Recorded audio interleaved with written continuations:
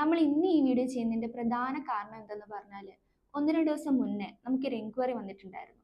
ഒരു student check റിപ്പബ്ലിക്കിനെ കുറിച്ചിട്ട് social മീഡിയയിൽ അന്വേഷിച്ചപ്പോഴാണ് ഒരു കുട്ടിയായിട്ട് പരിചയപ്പെട്ടത്. അവര് ഈ കുട്ടിക്ക് അവിടെ അഡ്മിഷൻ എടുത്ത് കൊടുക്കാമെന്നും അവർ ഒത്തിരി കുട്ടികൾക്ക് ഇതേപോലെ അഡ്മിഷൻ എടുത്ത് കൊടുത്തിട്ടുണ്ടെന്നും അവരിപ്പോഴും അവിടെ പഠിക്കുവാണെന്നും ഈ കുട്ടീനെ പറഞ്ഞ് വിശ്വസിപ്പിച്ചു. ചെക്ക് റിപ്പബ്ലിക്കിലെ ബെർണോയിലെ മെന്റലി യൂണിവേഴ്സിറ്റിയിൽ നിന്നും എക്കണോമിക്സ് ആൻഡ് മാനേജ്മെന്റ് എന്ന് പറയുന്ന കോഴ്സായിരുന്നു അവർ ഈ കുട്ടിക്ക് വേണ്ടിയിട്ട് ചൂസ് ചെയ്തിട്ടുണ്ടായിരുന്നത്.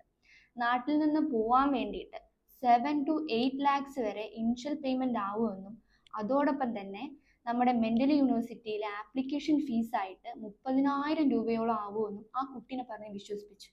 ഇതെല്ലാം കഴിഞ്ഞ് ആ സ്റ്റുഡന്റ് സോഷ്യൽ മീഡിയയിൽ അഹോയ് കൺസൾട്ടിങ്ങിന്റെ അഡ്വർടൈസ്മെന്റ് ഇട്ടിട്ടാണ് ഞങ്ങളെ കോണ്ടാക്ട് ചെയ്യുന്നത്. സത്യം പറഞ്ഞാൽ ഈ കാര്യങ്ങളൊക്കെ ഞങ്ങളെ എക്സ്പ്ലെയിൻ ചെയ്യുന്ന സമയത്ത് ഞങ്ങൾ അത്ഭുതപ്പെട്ടു. കാരണം എത്രയോ വലിയൊരു സ്കാമിലോട്ടായിരുന്നു ആ കുട്ടി ചെന്ന് എത്തിപ്പെടായിരുന്നത്. ഇതെല്ലാം കഴിഞ്ഞ് ഞങ്ങളുടെ കൺസൾട്ടിങ്ങിലെല്ലാം കഴിഞ്ഞിട്ട് ആ കോള് കട്ട് ചെയ്യുന്ന സമയത്ത് ഞങ്ങൾ ഉറപ്പുവരുത്തിയിട്ടുണ്ടായിരുന്നു ആ കുട്ടിക്ക് ഈ കാര്യങ്ങളെ കുറിച്ചിട്ടുള്ള എല്ലാ സത്യാവസ്ഥയും മനസ്സിലായെന്ന്. ശരിക്കും ഒരു സ്റ്റുഡന്റിനെ സംബന്ധിച്ച് ചെക്കിൽ പഠിക്കാൻ വേണ്ടിയിട്ട് വെറും 4 to 5 lakhs മതി ഇനിഷ്യൽ പേയ്മെന്റ് ആയിട്ട്.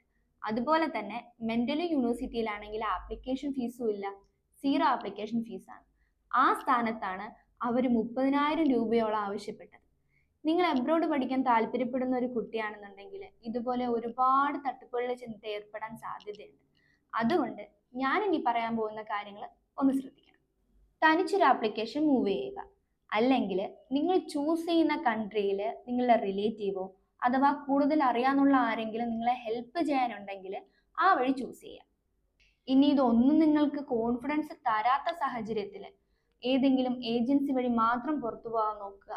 ആ ഏജൻസി ജെനുവിൻ ആണോ, ലൈസൻസ് ഉണ്ടോ, രജിസ്റ്റേർഡ് ആണോ എന്നുള്ള കാര്യങ്ങളെല്ലാം നിർബന്ധമായിട്ട് ഉറപ്പുവരുത്തുക. അതോടൊപ്പം തന്നെ ആ ഏജൻസിയുടെ സർവീസുകളെല്ലാം ചോദിച്ച് മനസ്സിലാക്കുക. Documentation assistance, visa assistance, university entrance exam guidance, pre departure orientation, post arrival support, ഈ പറഞ്ഞ സർവീസുകളെല്ലാം ഇമ്പോർട്ടൻ്റ് ആയിട്ടും ഡീറ്റെയിൽഡ് ആയിട്ട് ചോദിച്ച് മനസ്സിലാക്കുക. നിങ്ങൾ ഏത് യൂണിവേഴ്സിറ്റി തിരഞ്ഞെടുത്താലും ആ യൂണിവേഴ്സിറ്റിയെ കുറിച്ച് കൂടുതൽ അറിയാൻ ശ്രമിക്കുക. നിങ്ങൾ അബ്രോഡ് പഠിക്കാൻ നോക്കുന്ന സ്റ്റുഡൻ്റ് ആണെന്നുണ്ടെങ്കിൽ ഈ പറഞ്ഞ കാര്യങ്ങളെല്ലാം ഒന്ന് ശ്രദ്ധിക്കണം. പലതരം തട്ടിപ്പുകളുണ്ട്, അതിലൊന്നും ചെന്ന് പെടാതിരിക്കുക. ഇനി നിങ്ങളുടെ ഫ്രണ്ട്സ്, ഫാമിലി, ബ്രദർ, സിസ്റ്റർ അല്ലെങ്കിൽ മക്കളായിക്കോട്ടെ ആരെങ്കിലും എബ്രോഡ് പോകാൻ താല്പര്യപ്പെടുന്നുണ്ടെങ്കിൽ ഈ വീഡിയോ അവർക്ക് ഷെയർ ചെയ്ത് കൊടുക്കുക. അപ്പോൾ അടുത്ത വീഡിയോ കാണുന്നവരെ ബൈ.